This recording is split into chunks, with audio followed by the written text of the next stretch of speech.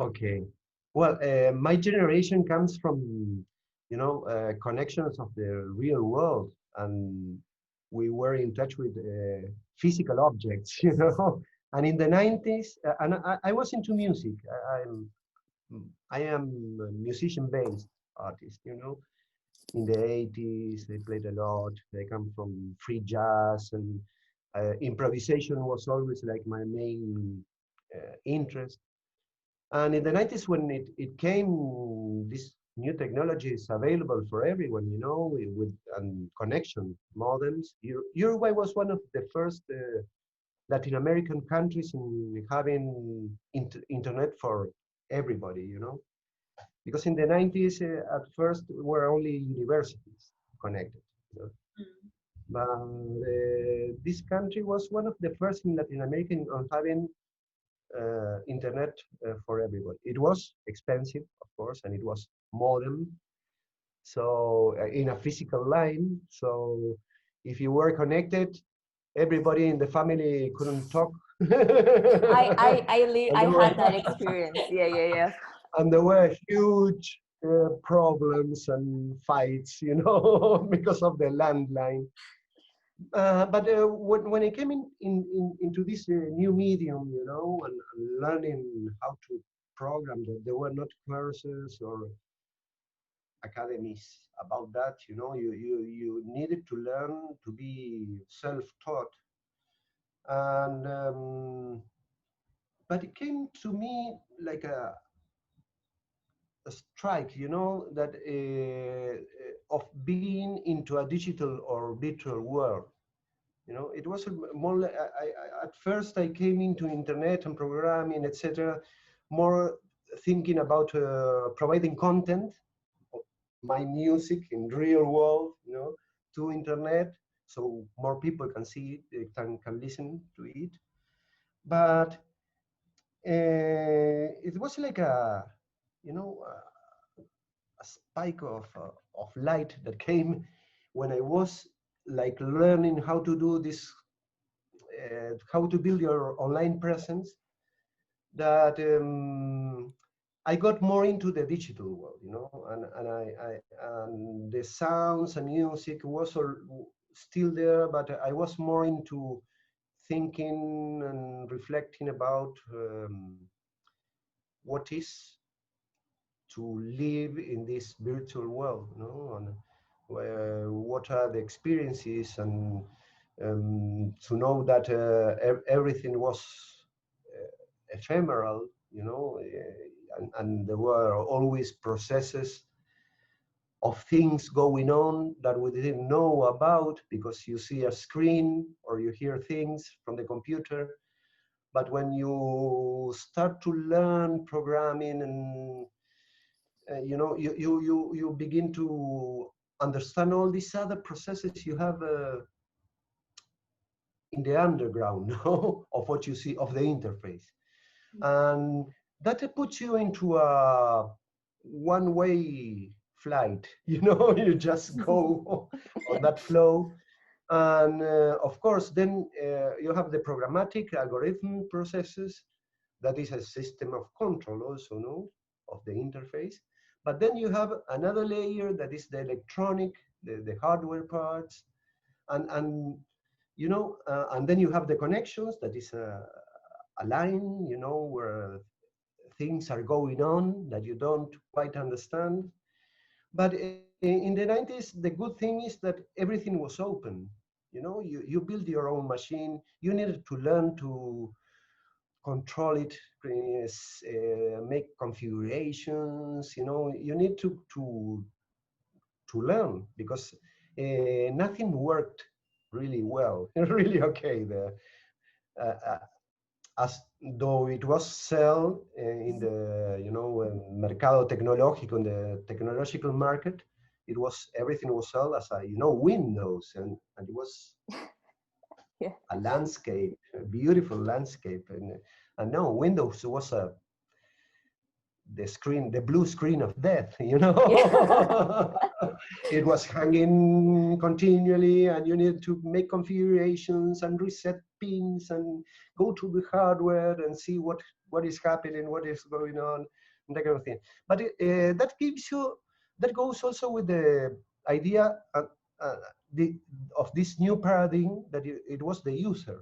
You know, in Yeah. the 90s, everybody was talking about the user, the people who were using technological devices. No? And I think the main difference with our contemporary life is that now we are prosumers. We are consumers, and also we produce Producing. Yeah. constantly. We are producing things, content for the network, no? And also the, well, not being very conscious of what is happening underlying of, again, this system of controls and following you up, leaving your breadcrumbs, you know, of information, and all this other world that is happening at the same time. No, we are going with the content, you know, but the real thing, what is happening for reality is the all the underlying processes, no, Mm-hmm. of gathering information and that kind of things, no, in a very perverse ways, no, but because even we can be biased, no, like uh, like we learn with many elections, Mm-hmm. political elections, etc. No, people now can be biased because of algorithms and because of the system knowing which is your conduct online. Yeah. So in this main period of 25 years of the user and the prosumer, my work had been like, you know, following quite you change like interest, Yeah. because you start to reason about these new things that are happening that in the 90s nobody was conscious about that, you know. It was a decade very optimistic, in an innocent, naive way. You know, we were thinking and imagining a new global world with a collective intelligence, and everything will be, you know, solidarity, Yeah. and you know, it was like an expansion of love and intelligence and global intelligence, collective. And it turns out, no, we were very, very, very, you know, mistaken. And the few voices that were against, because there were voices, Yeah. you know, with strong statements, were more into government control. You know, no, be careful with government controlling the networks, blah blah blah. But I I don't remember anybody talking about for the real things that are happening now. You know, Yeah. a system that is it transcends any government, any country. You know, it's a Yeah. global capitalism that is really governing us. You know, with all this gathering of information, and you know, like um, giving us feedback appropriate for our target or profile, etc. No? So yes, the artistic practice begins, you know, when you learn these new things that are happening, you cannot be like innocent about it, no. Um, but yes, in the 90s, everything at one point was digital. And the other thing between user and prosumer is that I think that it the other big difference with the new generations is that we came from a physical world, you know. Mm-hmm. where it was very difficult to get a book. You know, you needed to have friends to that they travel to some place and get that book for you, or music. You know, so when we got into the digital world, we were like extrapolating or interpolating these two lives. No, we were always like comparing things. So we have the physical world and the digital world. But nowadays it's all mixed up. It's an immersive life that we have, that it continues, it goes out and in to the virtual and the real, you know, because we're always having the cell phones and our positions and now where I need to go. Even the concept of cartography changed. I just made a curation about cartographies that it was the opening was last Friday, and we were talking with friends that how the view of the person immersed in the cartography is has changed, no? Yeah. Because you were looking at first, you looked in 2 dimensions, a chart, no, a map, and then well all the representations that you have there. But now you open street map or whatever, and you are the center in the map. The map is it moves around you, you know. It's a very different conception of even for cartography, that is so important for me, that well, I was going into my main interest. Yeah, yeah, yeah, So yeah. I come from music. At first, I got into the digital, and I dedicated myself for many years to build little instruments or digital instruments, sound visual instruments with very basic interfaces, but where the user could navigate them and construct through her navigation a new visual soundscape, something like that. No, I got many years I was into that. Also, in a parallel way with net.art. Mm-hmm. But at all, um, always was the idea of cartography as a main interest, because I don't know why. Since I was a kid, you know, I loved maps. I always was building my maps of my surroundings, even as a kid, you know. And when I got into internet, I got into cyberspace. That was Yeah. the other main title in the 90s. No, now nobody talks about cyberspace now, but in the 90s it was a huge topic, you know. There were so many people coming from so many disciplines, from art practices, designers, musicians, poets, you know, you name it, from science, etc. And they were all like thinking these new things that we were getting into. And there was a lot of collaborative network. You know? My guitars just fall. You know, I'm so my cat passed through my, and she's so fat that she cannot measure her body with the space. Sorry for that. no, no worries. Maybe it was her statement, you Of know, course, so of like, course. give me food. Noise music. Come back to the real world and give me food.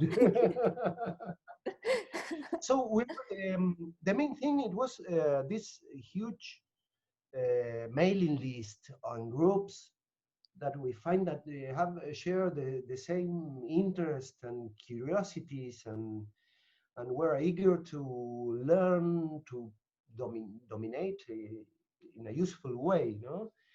And I think that was the main change of paradigm with about technology in the 90s, you know, from having the possibility to get a book, one book, or some music from somebody that went abroad and came and came with the vinyls. Uh, on forming now a huge group of people with the same interests, and they say, you like that artist, okay, I have this material, and and started this interchange of everybody sharing everything and everybody learning from everybody.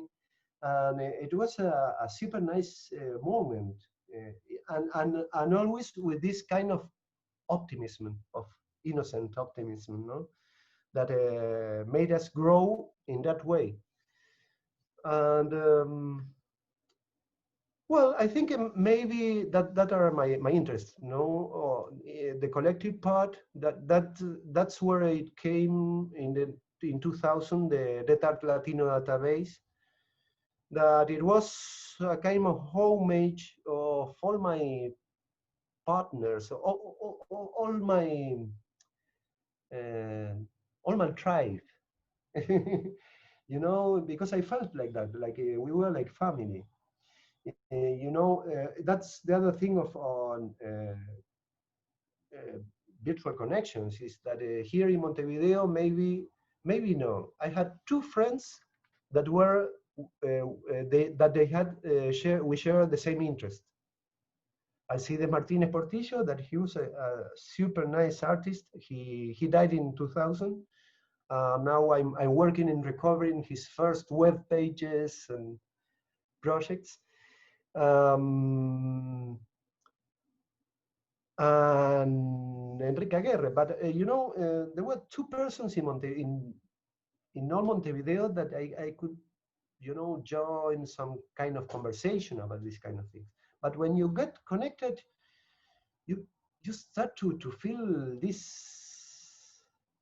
right of the tribe, because you learn that somebody in Mexico is doing the same as you, but he managed to produce it in other ways, or and then you find somebody in Sweden and somebody in Colombia, bueno, en Chile, Argentina, Brasil, Bolivia, Perú, Salvador, Cuba, uh, Spain, of course, etc. No, you begin to feel these connections that we were all generating feedback each other, So it was a super nice, and we made many things together in different groups. And I think that was one of your questions, no? Does your work have an important degree of collective action? Yeah. Um, Maybe we can go to the fourth Yeah. question then, and just that we are Yeah. talking about it. And Yeah, I of think course. maybe this could, yes, it involves collective action always, the other thing, sometimes more on the activist way, but sometimes not activist. I feel that is activist also, but I'm very respectful for people Of who course. are really activist, Yeah. But there were these huge collaboration collectives and groups about anything, anything you can imagine. Um, and that I was going to other place, important degree of collective action. Yes. No, the other thing, that was one huge thing. The other thing I think is the DIY Yeah. situation in which we're all involved. And more in Latin America, but even in Europe, at the first stage, as everybody was user and everybody had to learn to configure and set these things, everybody got like proficient with working with electronics or programming or designing interfaces. Mm-hmm. But that was very few years, because then Europe triggered up, when the more new technology was made available, and we got stuck here in Latin America. I think, and then it came 2002, that maybe it was a huge crisis, no, economical crisis and social crisis here in Rio de la Plata, and that got us stuck forever, Again, yeah. But it also, that kind of things that are very harsh for our livings,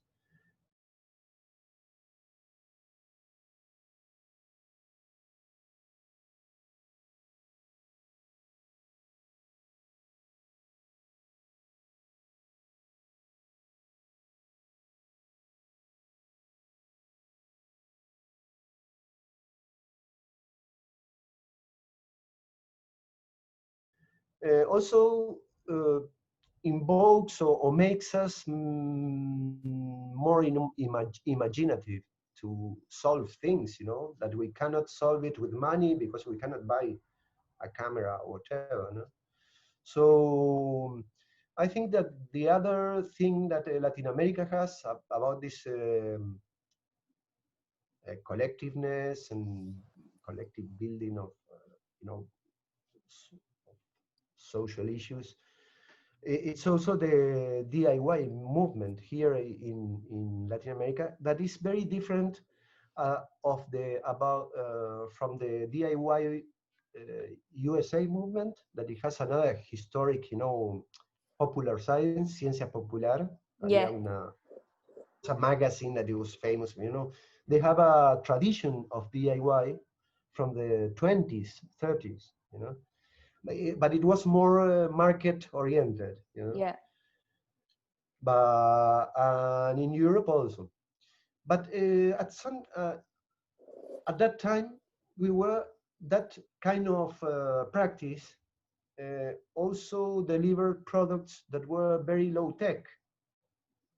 Because, for instance, I've been VJ for many years, but when I started in the late 90s, it was very difficult to get a projector, for example, simple projector, and then you will lend a projector, but that projector was burnt, so you had to design your projects for that projector, because the pixels, you need to make it all pixelized, because a line has no way of projecting, because of the state of that device, etc. So you were like adapting also your aesthetic narrative to the devices you have available.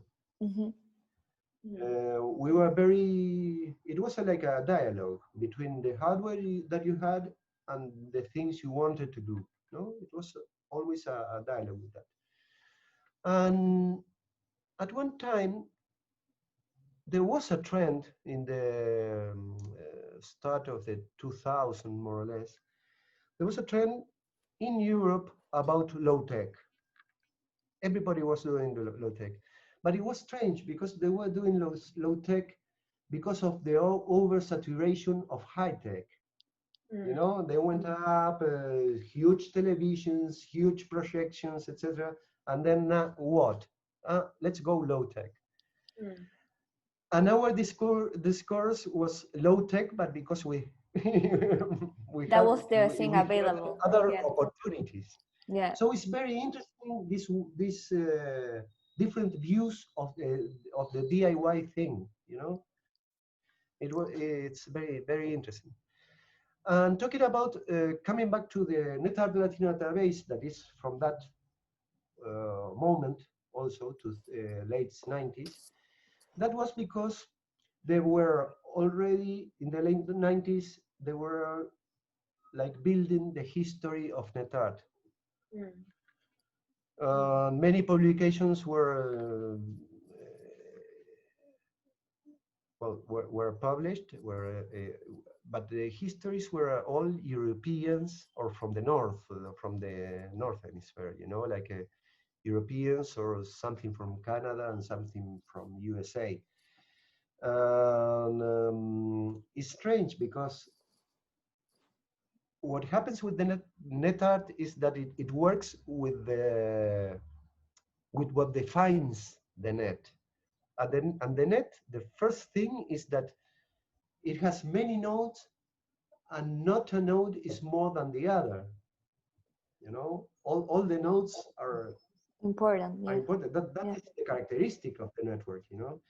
But when you build a history, you need to go back again to this old discourse of, well, what was first, or what is more important, etc., etc., etc. And it was strange at that moment, you know, like people who were into net art and knew this new paradigm about internet, that were like rebuilding an old way of seeing things, no, like hierarchy, no? Yeah. And then as there were no reference to any Latin American, I built the NetArt Latino database. Like, okay, people, it will not be about lack of information. I will put all the information I know here. And okay, you can not reference it, but you cannot say that it wasn't any Available, yeah. information available, you know. It was like and the interface was very low tech. It is still is, no, it was in ASCII, and it was the Latin American map Turned over upside down. upside down.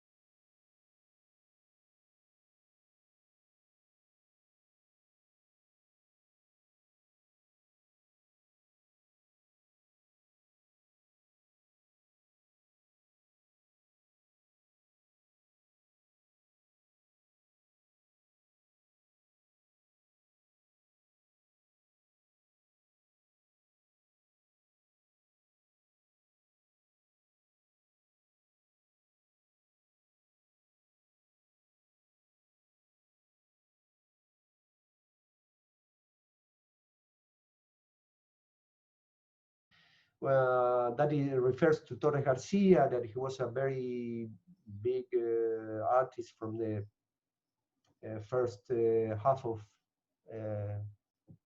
20th century.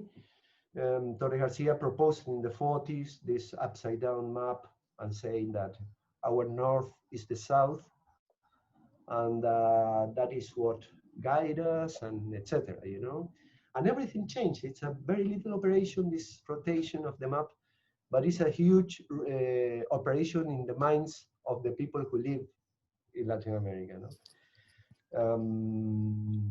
So that was like a site to make this information available. That now I think 60% of the links are not working, and I prefer to leave it like that. It's the information of the site, the original link, the name of the artist, the country from where he is, and little commentary about the piece of the link. And that was the main. It was a collective thing, because I got into many mailing lists, like asking, hey, you know, any net.art, you know, and like I already knew a lot, but there were many that I didn't know. Well, and that was the net.art Latino database. That yeah, can I draw in? Why I went? No, and that's perfect, Brian. Can I draw in with another question related to that? Because it's very interesting what you said, that it was also a gesture of putting the information there, and that when somebody is constructing a historical narrative, they could not say that it was a lack of accessibility to the information. So we know that this database has been part of at least Josephine Bosma's genealogy in a way. But which other repercussions did this database had when from institutions or from researchers, etc.? Yeah, the database got many interest. Also, the artist Jody, they like it a lot, and they tell their other colleagues, you know, hey, you need to see this kind of site. You know, this boca a boca Yeah. information is I don't know how to say I it don't in know English. if it's in English, but it's like mouth to mouth, when you share information, like The more by communication talking. one to one. No? Yeah. Yeah. And it was like it had a very good spread, you know. And Josephine, she was super generous to include it in her book in Netitudes. She was amazed because of the, well, it was 2008, 2010, I think, and we make a book. The PDF is online. I don't know if you know the book about net.art Latino database. I'm not sure if I checked it. Yeah. Okay, I'll send you the link. It's super nice. Let's see. Wait for me. Yeah, sure.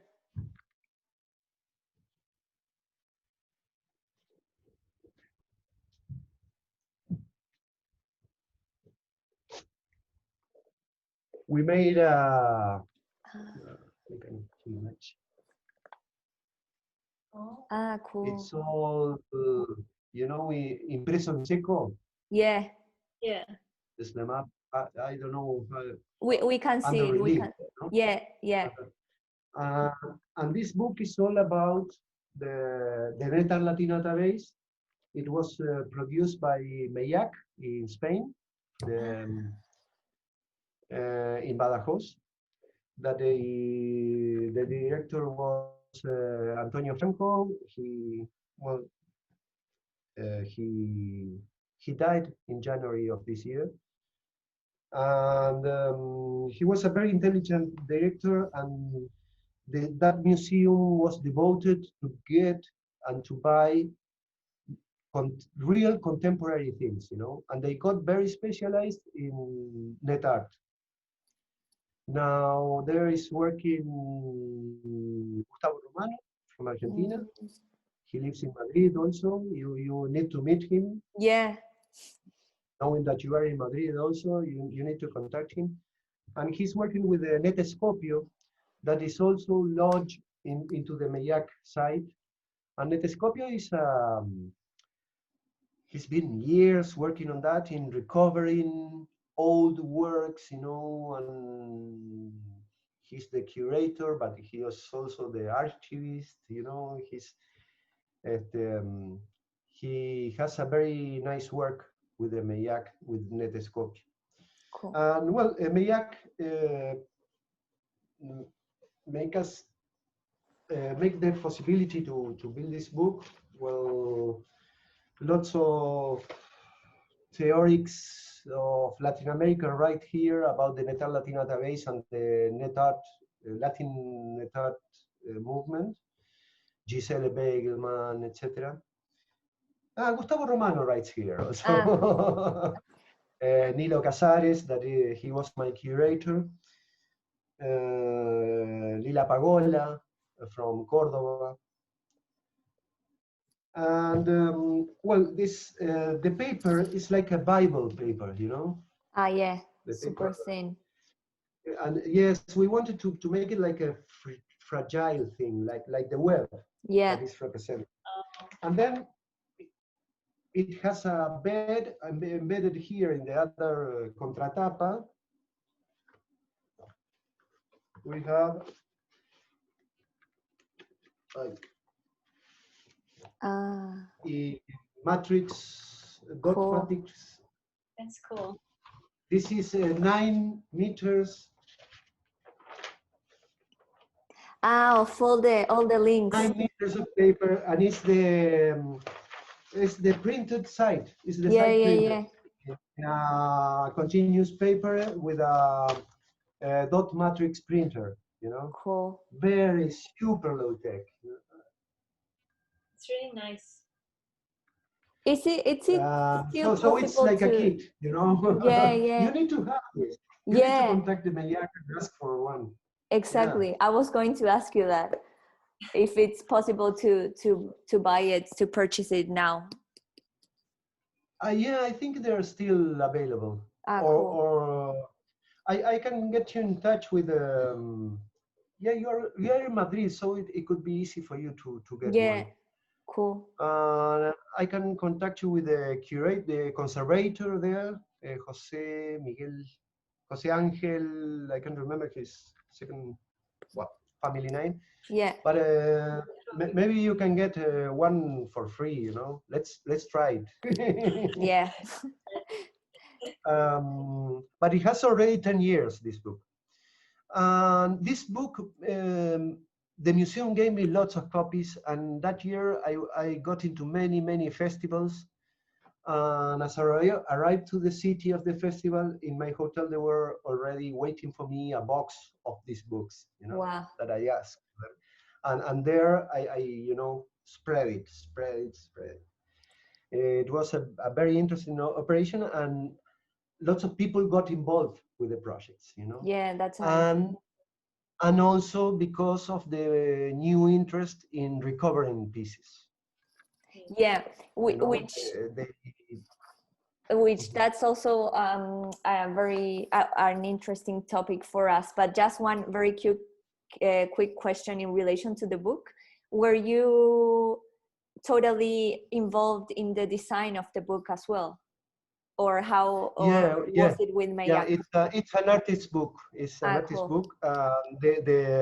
My editor was my curator. That is Nilo Casares. Okay. I think he's the main. He made it happen. That's amazing. But it was like a laboratory. I want la tapa, la portada que sea, que no tenga tinta, que sea impresión seca. I want to have this continuous paper, how can you make it? You can embed it in the, in the fold, and etc. It was like a laboratory. Nice. And he really make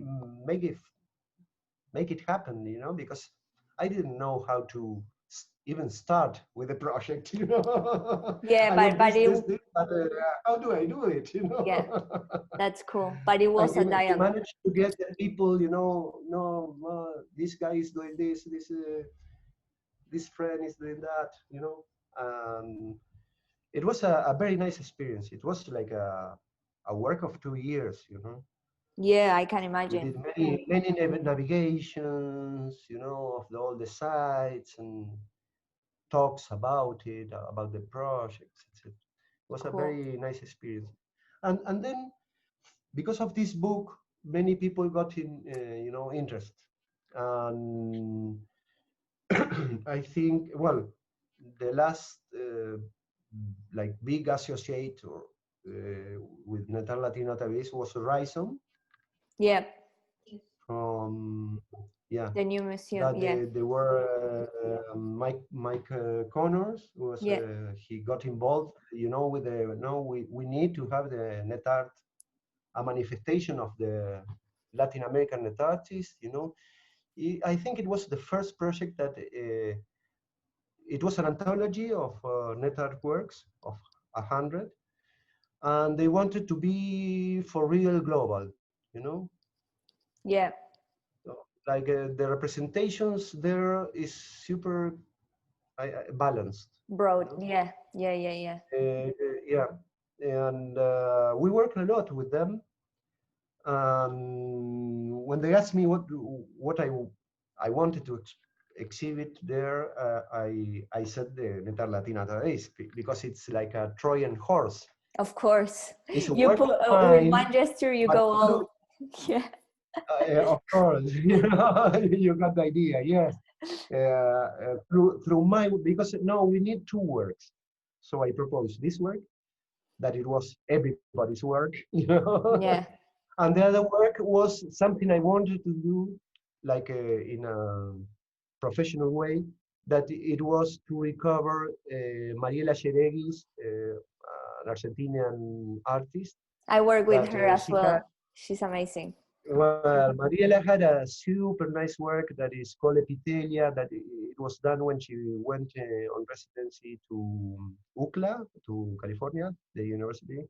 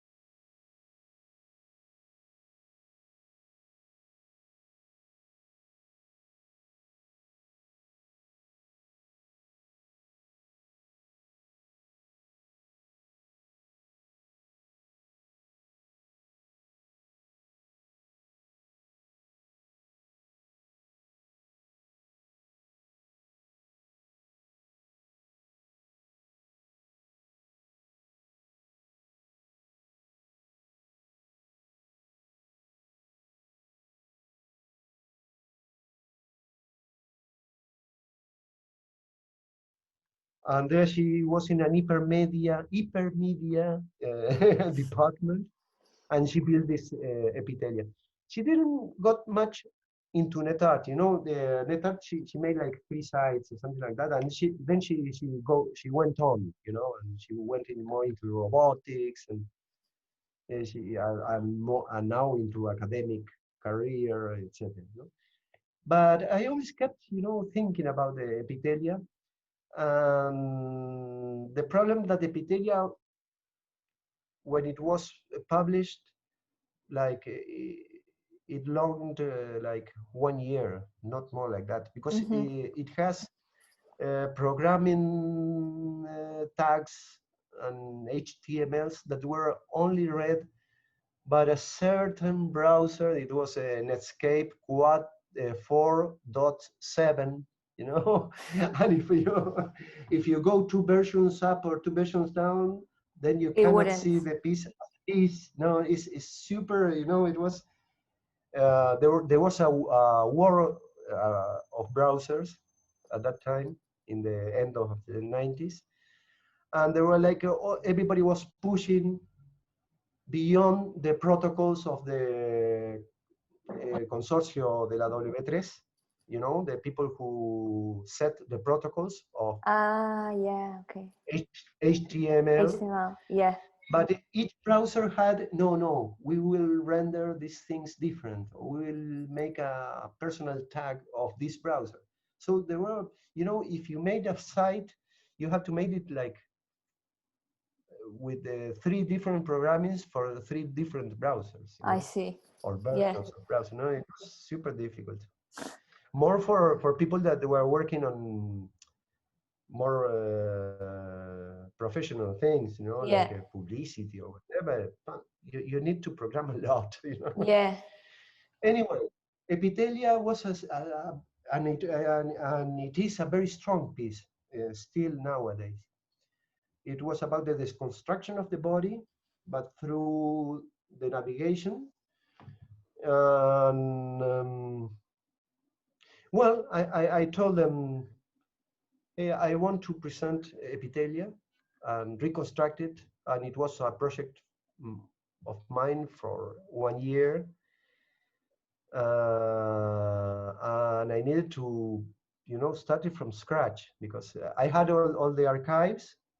Mariela gave me a CD-ROM in 2000, something like that.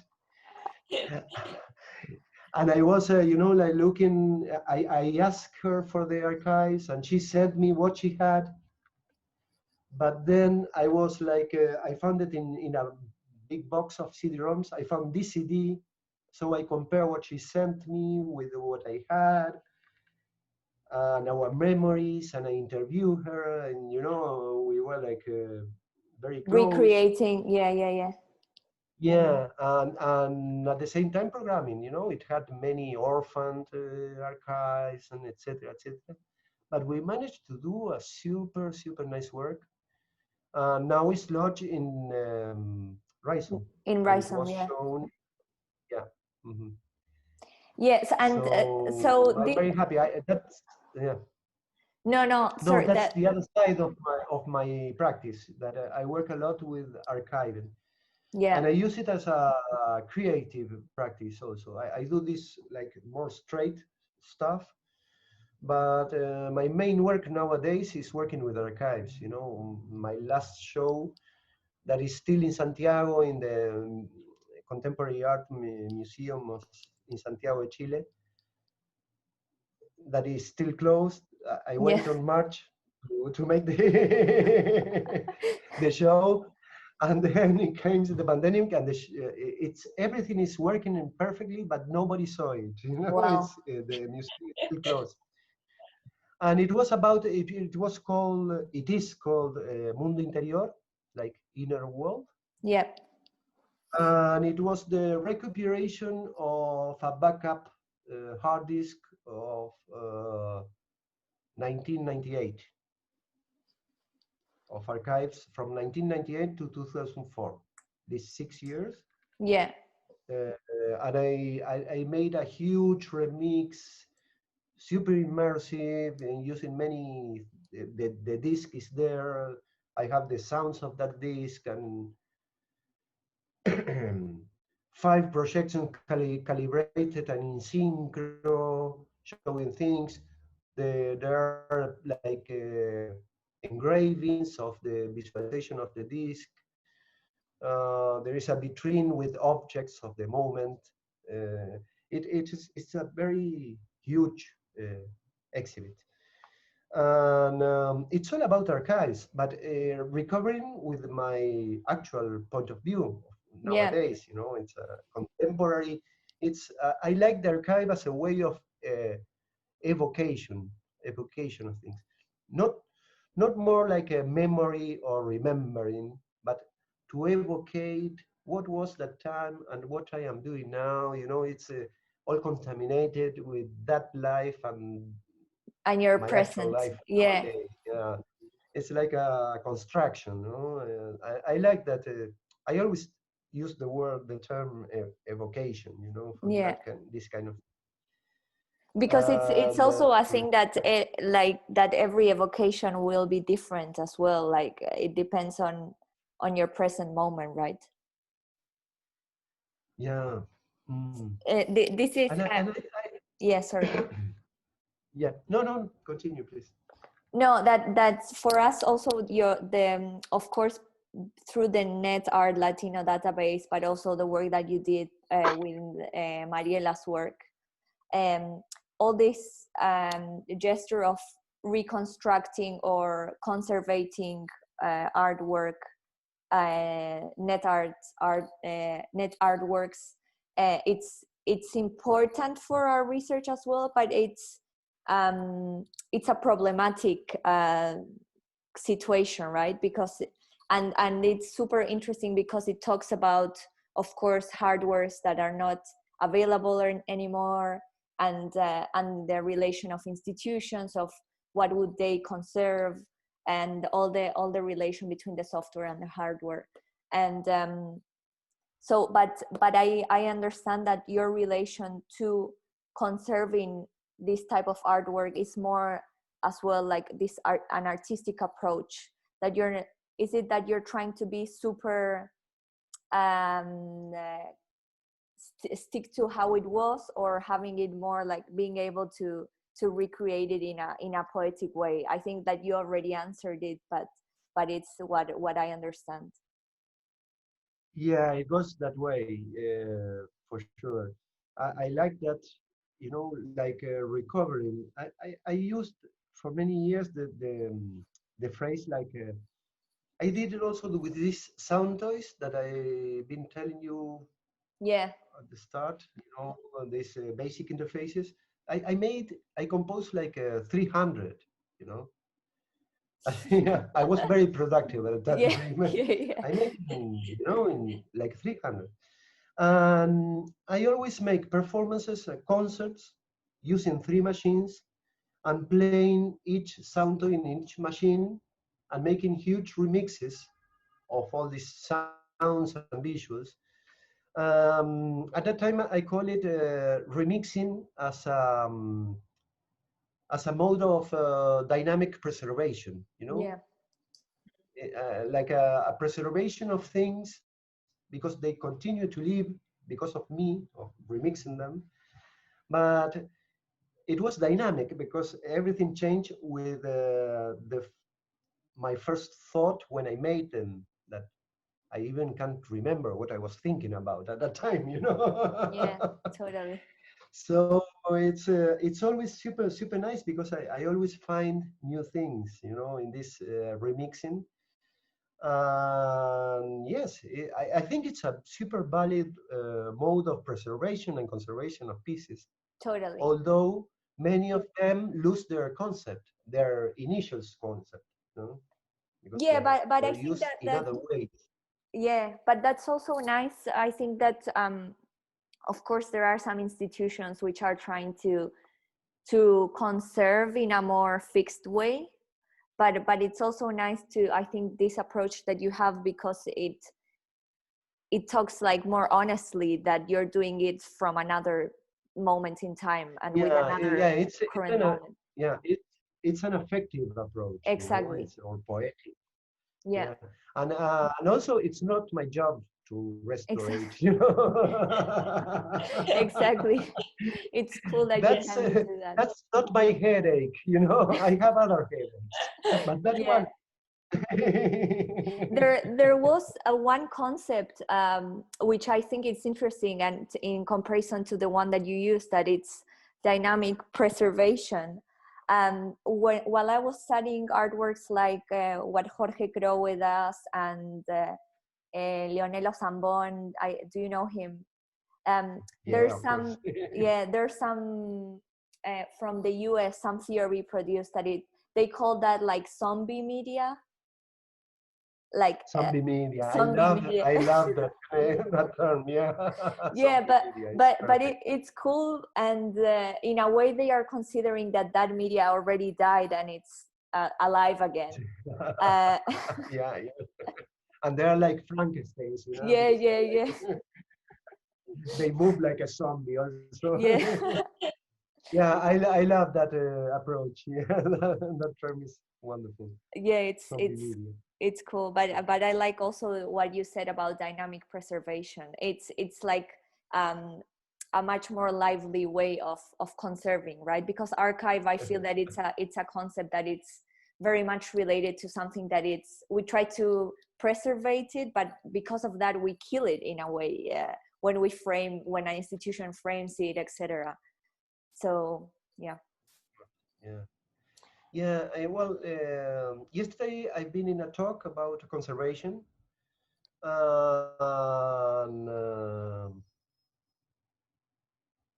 there was, yes, we were talking about, there was this, there were all professionals, you know, and they were talking about, for example, Mona Lisa, about the originality of, of that product you are conserving, you know, and Mona Lisa has like 23% of originality.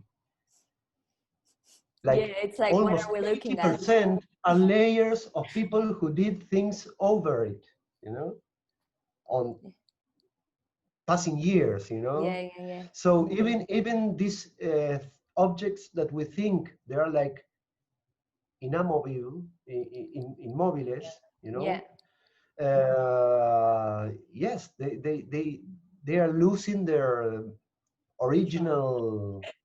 Yeah, yeah, and I didn't know about that, but yes, 20%, and they say, and maybe in 50 years it will be 10%, yeah, because in each intervention you make to restore it, you are putting new layers of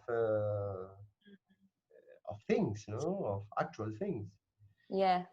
But So it's super interesting. but I think that the problem with the hardware, digital hardware, and all these kind of things is the acceleration. Mm-hmm. You know, for Mona Lisa to lose this 80% of primitive thing, you know, original thing, for net.art is 5 years. Yeah, You know. yeah, that's true. Because we live an accelerated, our contemporary way works like that, no? And it is accelerated because of the technological market and the obsolescence, and you know, and it goes forward and forward and forward and forward, and everything is getting old very Faster. soon. Yeah, And there comes also the zombie media. You know, zombie media is more cercano, more closer. near, Yeah, near. yeah, more close. Mm. Yeah, And the other problem, going again to obsolescence, is that is the problem of the black box. You know, of, hardware from the 90s, you can still open it and see what is happening. You understand this is a condenser, a resistor, or whatever. You know, but now you cannot even open it. yeah, And even if you open it, there are certain products that is illegal to open it yeah. and to It's see crazy. what is there, you know. Yeah, yeah, yeah. It So yeah, it's getting more and more obscure, everything, like opaco, Yeah, yeah, this opaque. And tecnologías opacas. I yeah, don't know how. I think it's opaque, Mhm. or I'm not sure.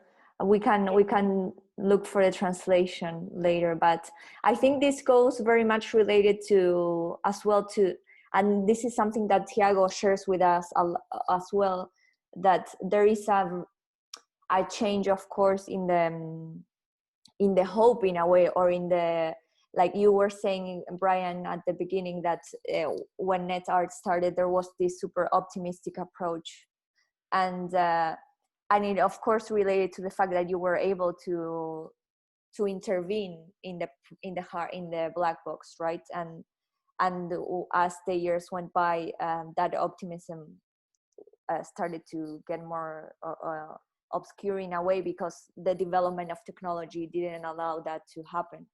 So yeah, Tiago also is talking a lot about that, how he felt that they were super optimistic at the beginning, and and suspicion started to Yeah, grow more and more.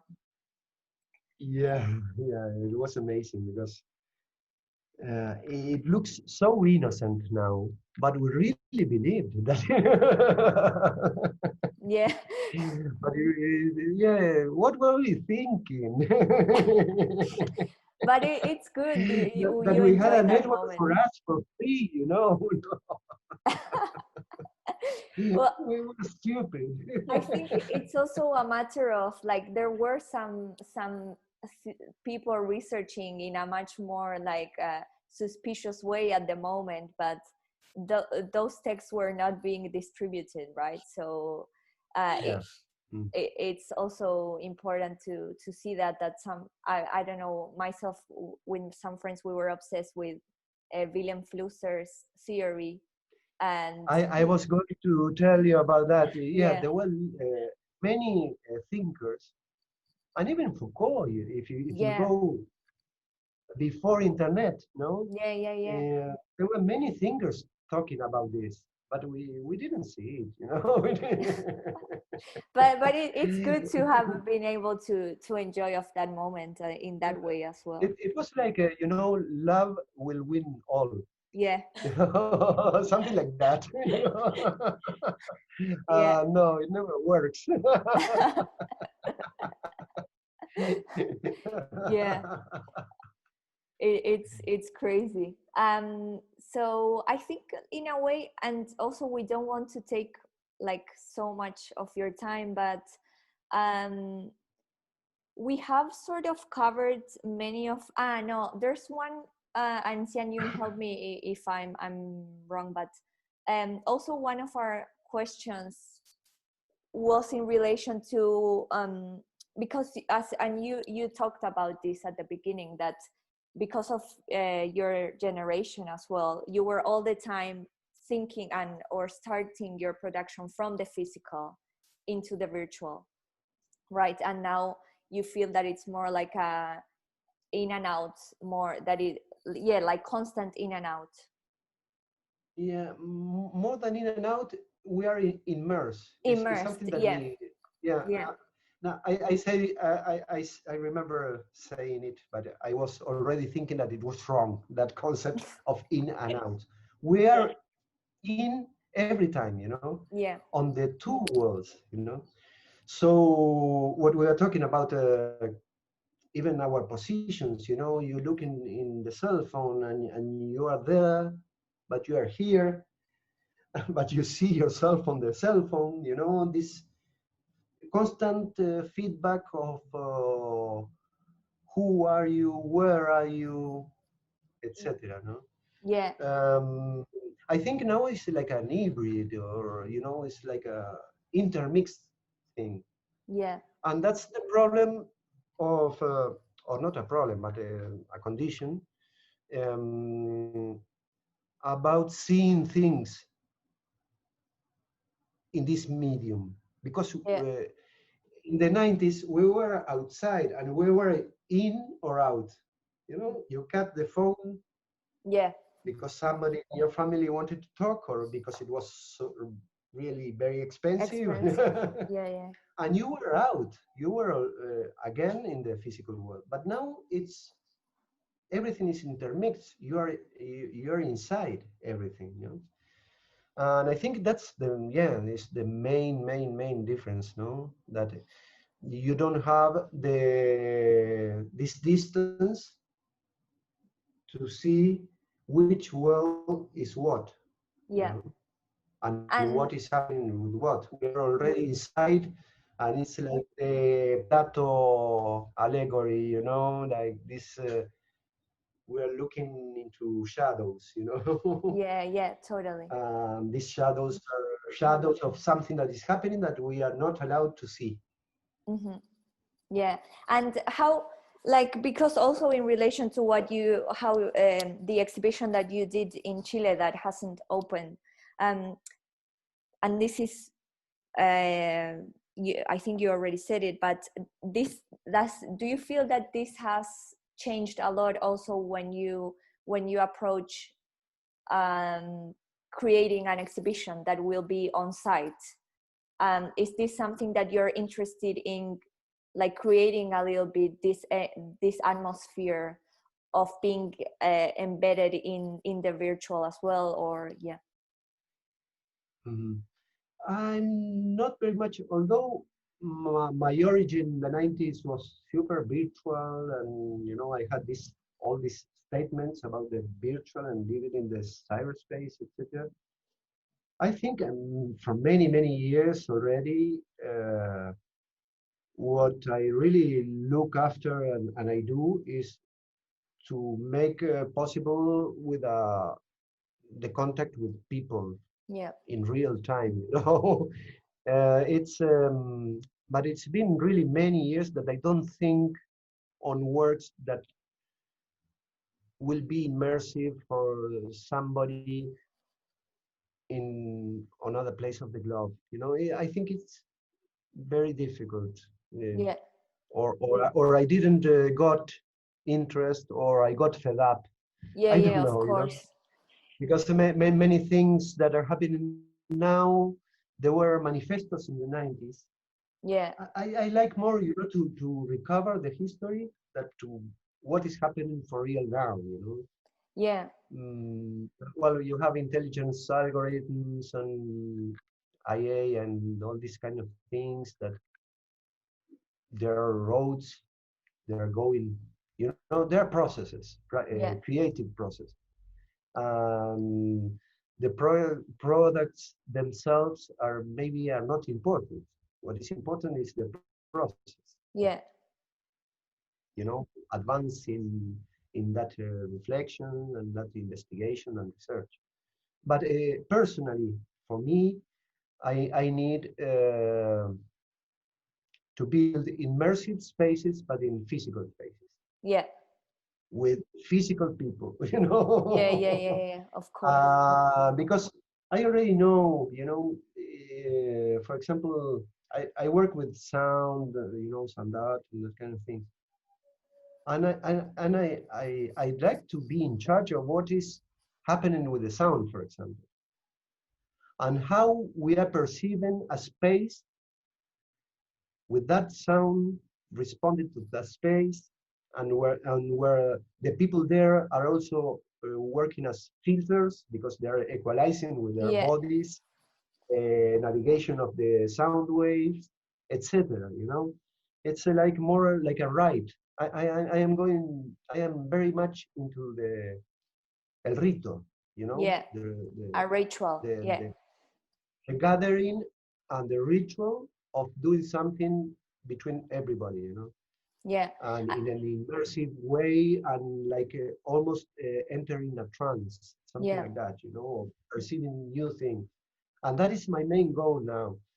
I'm very happy. Sometimes it works better. Sometimes, you know, that is a practice. So you need to flow to explore. Yeah, of with course. that.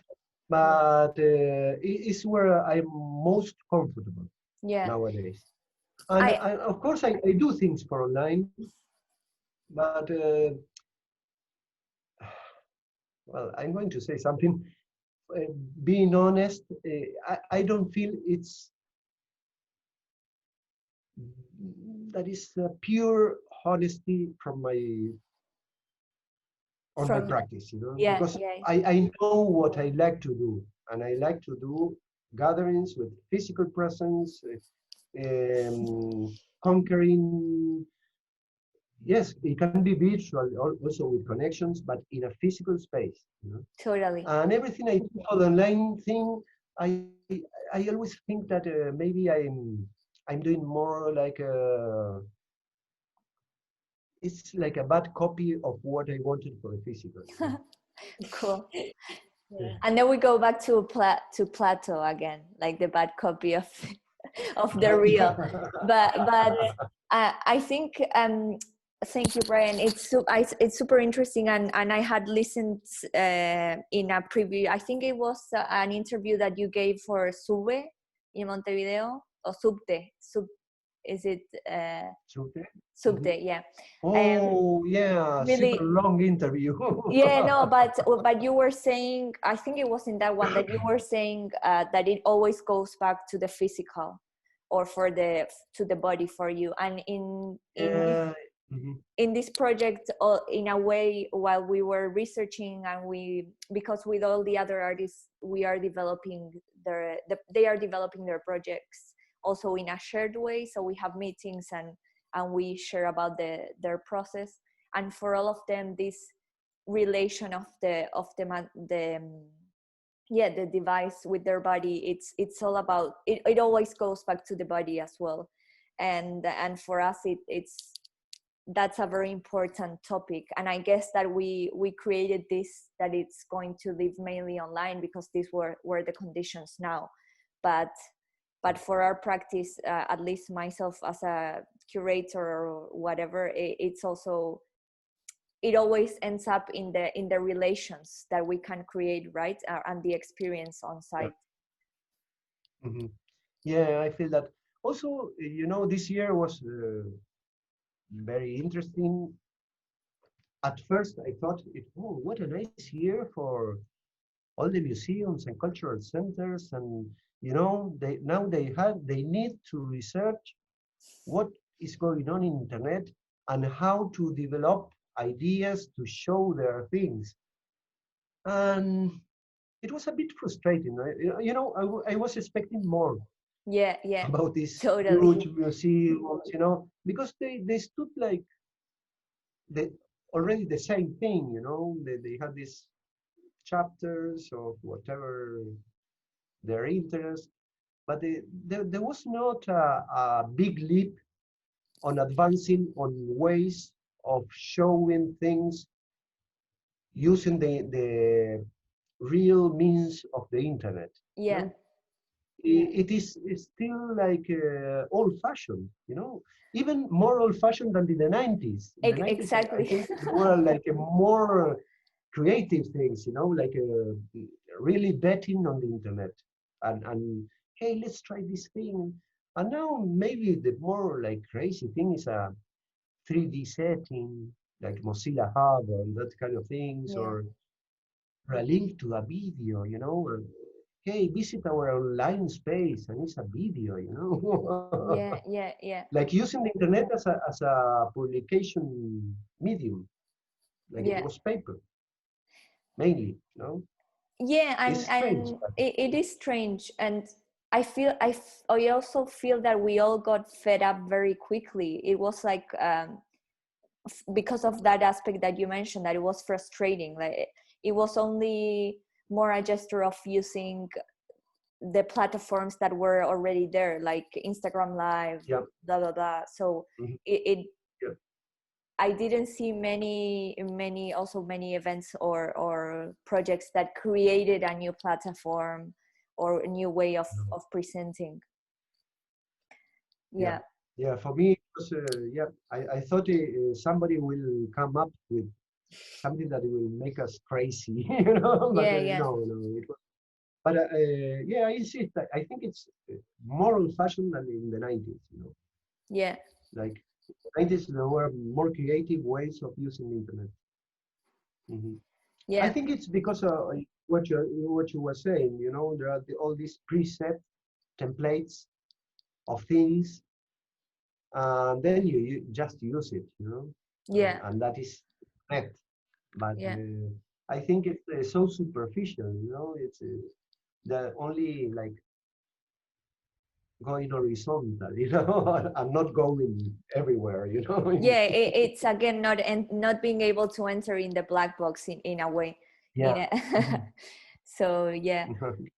I think, yeah, Sianyun, anything that you want to add or question?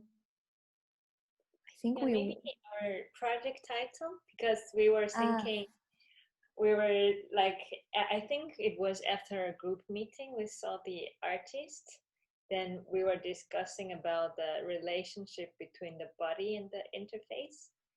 And then we had this idea of embodied interface, because we are thinking of this problem.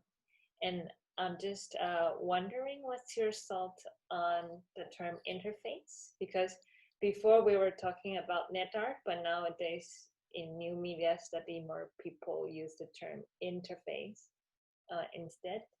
Yeah, so maybe you have some comments on. Yeah, well, interface, yes, yes. Well, it's been a topic of research for me in the 90s. Interface was like the main, because it's what you first see in when you connect with your computer. No, you just relate to it.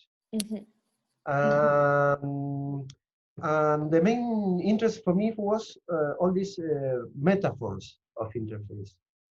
You know, like using Photoshop. And why Photoshop is like that, and why we have this tool that it looks like a real world tool, you know, like a knife or whatever, like freehand, for example, etc. No, or why we have a desktop with folders and a paper bin, etc. No,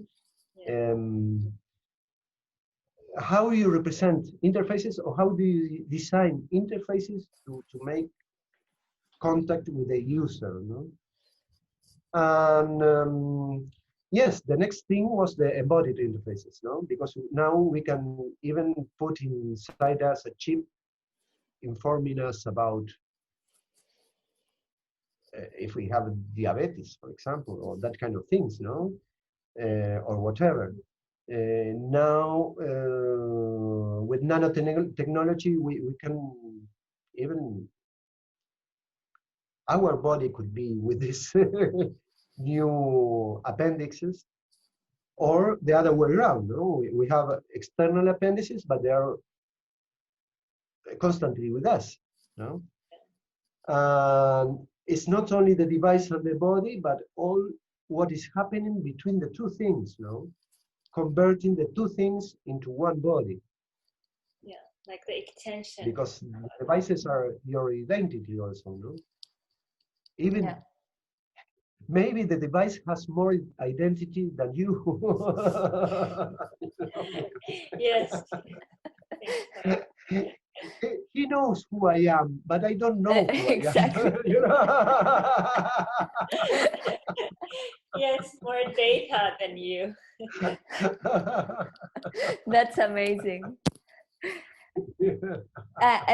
Something that I love from these conversations as well, and that which is part of Tiago's project, is that there's always, from the artistic approach, I feel that there's much more like a possibility to also give a human aspect to the device, right? And because Tiago is thinking about, he created some objects, some jewelry that receives wireless connections, and he will analyze the data of how those algorithms works, and he would put some like labels of, oh, this is like a greedy algorithm, this is a generous algorithm. I love very Tiago. Yeah.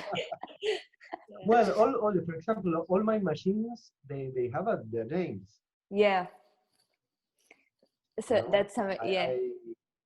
I sold a machine, a laptop to this museum, Mayak, Yeah. in 2004 as already working with the archive, well, I give you the archive, but I give you all the context in which this archive was made, and you can see it, It was like a statement also, Yeah. I give the environment, not only the archive, I give the whole environment.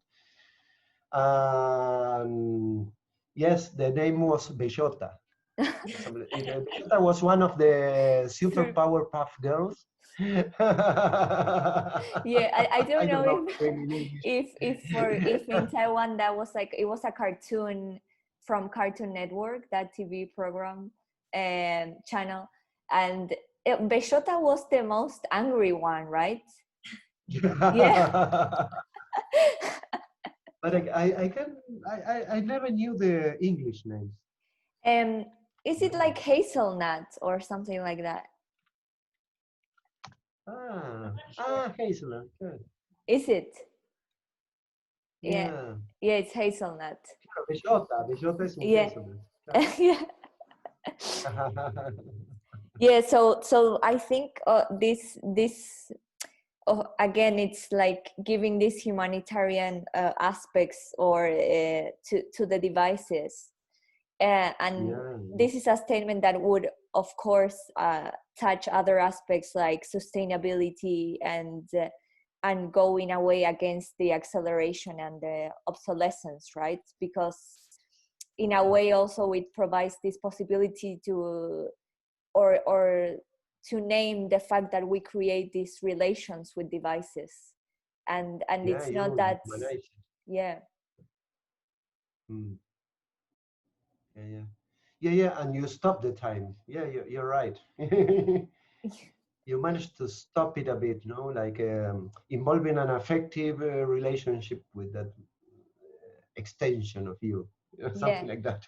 I feel that it's not so easy to replace it in a way if you create or you get conscious of that relationship. Yeah, it happened, and you already know all the little noises or the little things the machine does, and they're like talking to you, if it's processing is too heavy or whatever, she's telling you things, The machines for me are are always women. All my musician friends have the same approach. It's like, oh, this machine is beautiful, and in Spanish it's like es hermosa. It's all yeah. Well, my personal thing is my dad, he's a pilot, and with planes is the same. So it's like with the machine, it's also this like very important like affection and relation with the machine. Yeah, involving, no? Yeah. Yeah, totally. Hey, like closing this, I didn't show anything, but maybe you can see if this goes anywhere. And if you need material, you tell me just what you need for an insertion or whatever, if you need to, and I can send you precisely that image, sound, whatever you need. Exactly. What to tell you a little bit about the outcome of this, like we are creating a website that will work as a way of presenting all this research as well. That's why for us it's important to record it, and we still need to think if we're going to put the links of what you mentioned, or if we can create this more like a visual dialogue with like Mariela's work and also your works. What we are talking about, and then you show things. Just ask for it, and I send you material. Okay. Whenever you feel is the moment, of the edition or whatever. Yes. It was very nice to talk with you. Yeah, super nice meeting. I love it. It was almost like in a physical world, you know. Yeah. That's Like really in the crazy. same room. I felt like that, you know, that That's sometimes you nice. feel like a bit distant, you know, but I felt like we were really in That's cool. in the same room. So yeah, we managed Yeah. it. Then we need Good. to analyze how we did that, but No, no, no, that's that's the magic. It's mysterious. Yeah, magic. that's so nice. Okay, Brian, very nice to meet you, Bueno, and I hope to see you for real soon. okay, see, super nice meeting, really. Okay, So Thank thanks you. for that. Ciao, okay, see you. estamos en contacto, Brian. Gracias. Estamos en contacto. We keep in touch. Ciao. Chao.